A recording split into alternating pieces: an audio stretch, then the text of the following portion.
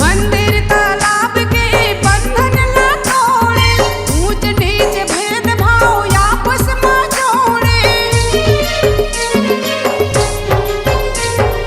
मंदिर तालाब के बंधन ला तोड़े, ऊंच नीच भेद भाव आपस में जोड़े। आपस में जोड़े तय आपस में जोड़े, मनुआ दिला मिटाई डालना, छुआछूत मिटाई डालना, मनुआ दिला मिटाई डालना, दलित ला समझाई डालना।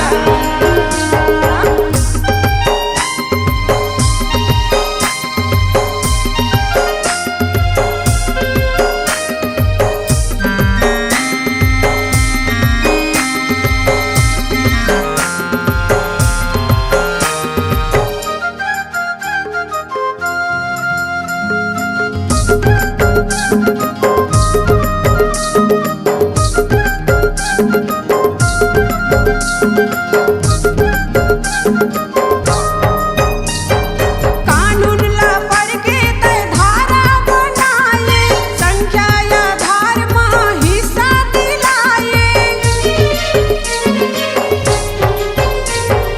कानून ला पढ़ के तय धारा बनाए, संख्या या धार में हिस्सा दिलाए।